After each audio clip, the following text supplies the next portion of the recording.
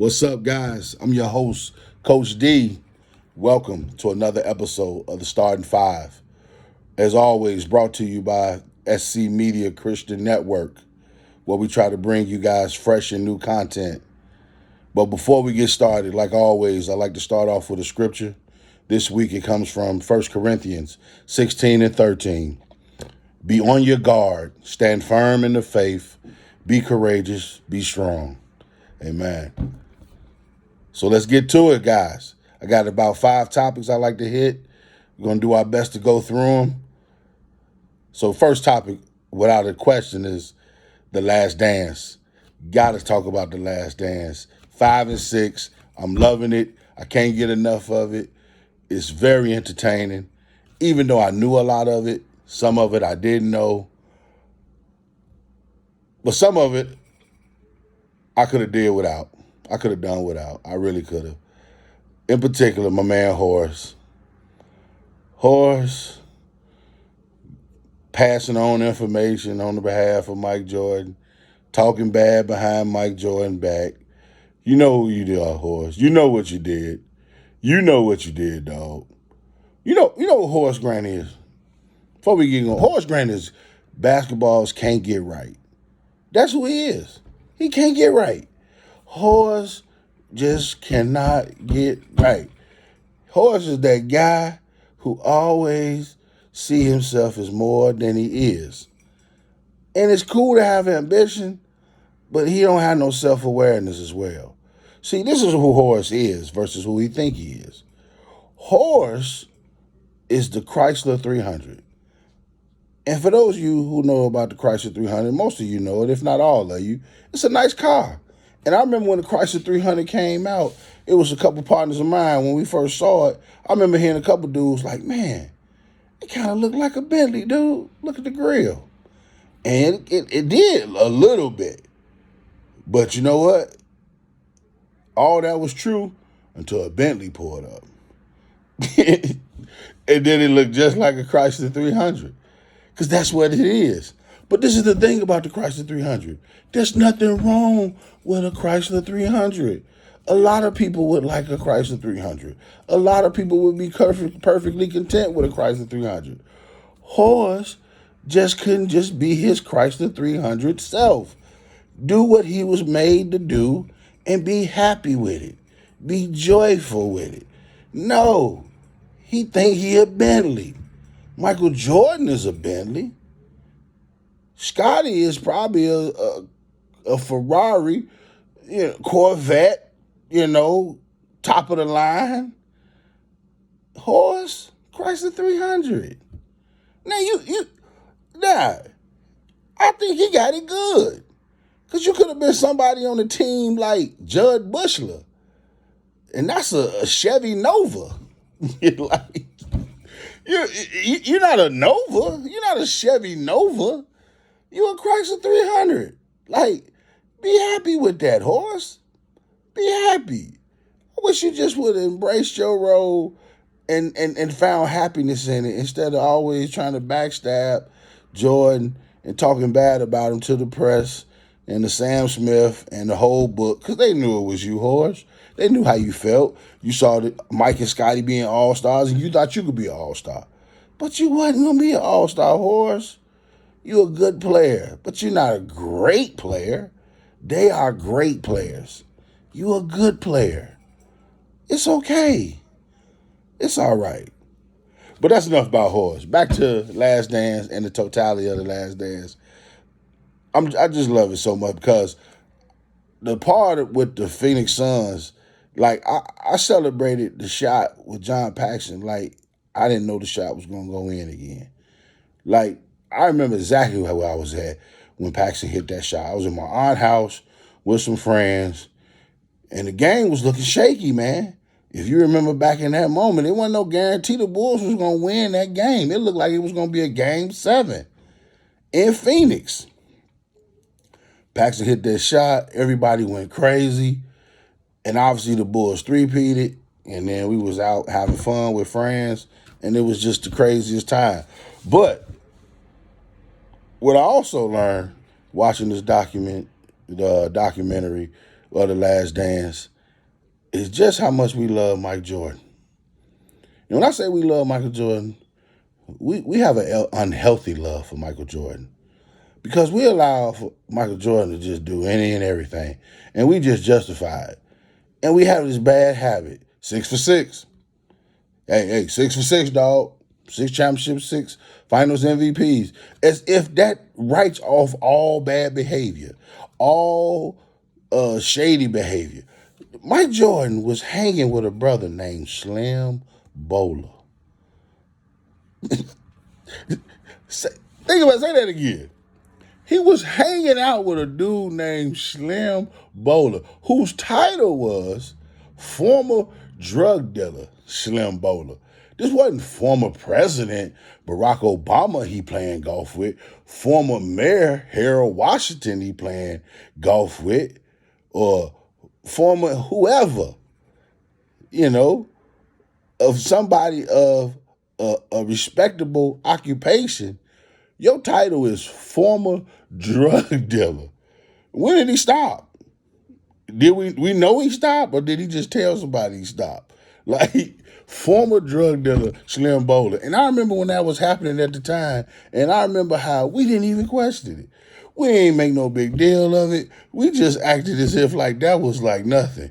Yeah, Mike kicking it with a drug dealer. He playing a little golf. He just having fun, man. 6 for 6. Mike winning. At that time, he won 6 for 6. We was 3 for 3. We had just won our 3rd championship. And we just completely just excused all type of signs of bad behavior that Jordan would show. Like, we would never be comfortable with nobody we know playing golf with nobody's title former drug dealer. If your pastor was playing golf, and that was the photos that was linked out, and it was like former drug dealer playing with pastor such and such, you wouldn't be sitting there and just acting like, oh man, pastor's just having a good time, man. Just, it's all right. It's okay. It's okay. We understand. It's okay. No big deal. But that's what we do for Michael Jordan. We justify everything. Like, it's so unhealthy. It's like, I look at, I love my church analogies. If there was somebody at our church who was being rude to people and just wasn't a nice person, and for whatever reason you took it upon yourself because you couldn't reason with that person to go to your pastor as a mediator to possibly talk to this person on your behalf because of their behavior, and your pastor turned around and looked at you and said, you talking about Brother Johnson? Brother, the best tither in this church. You hear me? The best tither in this church. We don't bother Brother Johnson. That brother's the best tither. He tithe better than me. He is the best tither in this church. We would never stand by that and be like, hey, well, pastor told me the best tithe in the church, so what y'all want me to do? Just let him keep being rude. Let him keep being rude because he's the best tithe in the church. Like, listen to that justification. That's our justification for Michael Jordan, no matter what Mike do. And I love Mike Jordan. He is my favorite ball player. My son's name is Jordan, for crying out loud. But we have an unhealthy love for Jordan because we just justify anything. Anything. It don't matter what do. Wrong, indifferent. Mike Jordan been bullying Paul Krause this whole document. Now, Jerry Krause, obviously, he wasn't no perfect little angel, but Mike Jordan been mean. Telling the grown man stuff gonna stun his growth. Jerry Krause a grown man. You won't want a grown man talking to you like that. Let you be at your job and y'all was celebrating something at your job and y'all just made some accomplishment and y'all had a little office party and you wanted to come get you a drink and somebody told you, your boss, hold on now, you won't just stunt your growth. You can't have none of this. It's going to be a problem at your job. You don't care nothing about who they are. They can't just talk to you like that. They can't just be disrespectful to you like that. But we just Mike Jordan, 6 for 6. 6 for 6. 6 for 6. That's our answer for everything. 6 for 6. We can't get enough of it. 6 for 6. So I ain't never telling us not to love Mike Jordan. Never telling us not to keep loving Michael Jordan. I'm just saying we had to have some level of objectivity. I remember Mike Jordan Hall of Fame speech, and if you watch that episode of the Hall of Fame inductions, that might have been the saddest Hall of Fame speech I've ever heard in my life. And nobody ever really wants to say that. You know why? Because he's 6 for 6. It was terrible. It was nothing celebratory about the moment. Everybody else at their Hall of Fame speech sounds so celebratory, so excited. They want to thank this person, thank that person. Mike Jordan up there talking about, I wouldn't want to be my kids. Yeah, I feel bad for you guys being my kids. Like, it was the worst. He's still poking at a brother from 40 years ago from North Carolina who was on the basketball team and ahead of him. Like, Mike, come on, man. Let stuff go, dog. You don't won. Everybody declare you the best to ever do it. Let this stuff go. Stop being petty like that. Mike, don't be that guy. Please, man. You better than that, Jordan. You better than that, dog. So, ultimately, that was like some of my biggest take from The Last Dance this past week. I knew about the Jordan rules. I know Sam Smith wrote the book. It exposed some stuff about Jordan. But like I said, we don't question nothing about what Jordan did. We anything ever go bad with Mike Jordan, all people gonna tell you 6 for 6. And all I'm saying is we have to have some level of objectivity. It can't just be 6 for 6. It don't make you get a pass for life for all wrongdoing just because you 6 for 6, or you can't be questioned about bad behavior because 6 for 6. It was a part in there where it said something to the fact where Horace, if he would play bad, that Jordan would tell the flight attendant that he couldn't get a meal on the plane. Now, Horace a grown man, dog. Now, he might be annoying, but you ain't got no right trying to tell nobody he can't have food on the plane, Mike, because he played bad. Now, that just is wrong, Mike. Don't be no bully. Like, that stuff is wrong. Now I see why Jordan was worried about this documentary coming out and that people would look at him at a certain way. Because, Mike, you was just mean to people sometimes. You was just flat out mean. That's just all it was. I want to hear, and then you hear the worst thing we do, we call it leadership. That was how he led. He led by fear.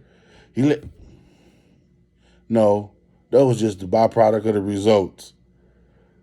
Because there's a lot of people who try to lead and do foolishness like that, and they just ain't good. That's all that is. Everybody be trying hard. Some people just got different talent level.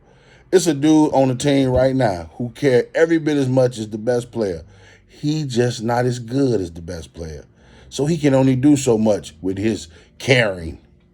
That's all that is. That's all it is. So, that's my sum up of The Last Dance. So I'm looking forward to next week's part 7 and 8 and see where they go from here. But ultimately, like I said, I love the documentary, but more importantly, I'm just asking us to have some sort of objectivity when it comes to Michael Jordan and behavior. Because we just excuse some of everything. A man died, they used to gamble with Jordan, and one of the things they found in his pocket was a check from Jordan for $107,000. And that never became a story. Like, we just was like, hey, sometimes Mike pay people. Wait a second. A man is dead and he got a check from Michael Jordan with $107,000 on it. A gambling debt. And crazy like that out here in these streets. All right. So let's get to my next one here. We're going to go. Last week I talked about trust and the haircut and my wife and me needing a haircut and how I was struggling. And as you can see, I got a little bit of a shape up this week. And I got to be truthful. My wife did a good job, man. I let her go ahead and try to shape me up and, give me a line and she tape it on. You can't really tell too much now because I got this hat on and I done had it cut for about a week almost now since I last did the podcast. So, it don't have that crispy look no more. But all in all, my wife did a really good job. I got to give Nicole credit. You know, first of all, she's been driving me crazy, asking for her credit. Like, you can't get credit asking for it. Let people give you the credit. I told her I was going to give her credit. She kept telling me all last couple of days, you better make sure you tell everybody that I did a good job. So just so you hear, Nicole, you did a great job, and I fool with you again in the future, you know, and hopefully she can get better and better. But she did a real good job. I got to give my wife credit. She did a good job on the shape up. I'm feeling a whole lot better, looking more respectable now. People ain't scared every time I go walk in the store. So I feel a whole lot better. And lastly, before I get out of here with you guys, I'll talk about a little working out. It's been hard. Before coronavirus had took over Earth, I was doing really good, guys. I really was. Me and my mother was meeting up at the gym 5 days a week, and we was getting after it. We was working out. I was getting an hour in. I was hitting it hard and really, really doing good. And since Corona done kicked in, I done slid back some. I'm not doing terrible, but I'm not doing it nowhere near with the vigor and the ferocity that I was doing it before. And I'm trying to just find a way to stay motivated and stay encouraged. So if you got any pointers or tips or ways to find different ways to get encouraged and any type of suggestions for like an energy drink or something, leave me something in the comments below, man. Just leave me something in the comments below, something I could use to get myself motivated, to get back after it. Because I get up and I know I should start working out, but I don't always do it over the last few weeks. I went from 5 days a week. I'm probably down to 2.5. I'm like a bad spade hand right now. I'm like 2 under possible. So I'm going to do the best I can. I'm going to do the best I can to stay with it. You guys pray for me because obviously my fitness is important. And like I said, I was doing good, and I was really starting to make progress because I got some goals for myself that I want to hit before my birthday this year in October. So you guys just keep praying for me, keep me encouraged. And like I said, you got any suggestions of some workouts, for me not to get mundane and the same old things, some quick 25-minute, 30-minute sessions I could do, even if it include burpees, even though burpees are the devil and there's nothing good about a burpee, but burpees too. So if it includes burpees, yes, I will participate in it. But anything, y'all keep me in your prayers because I need it, because I need to shake this. But before I go, I'm going to leave you guys with one more scripture, and it comes from 1 John 3:22. And receive from him anything we ask, because we keep his commands and do what pleases him. Amen. Stay blessed. As always, I love you guys. Until next time, this is Coach D signing out.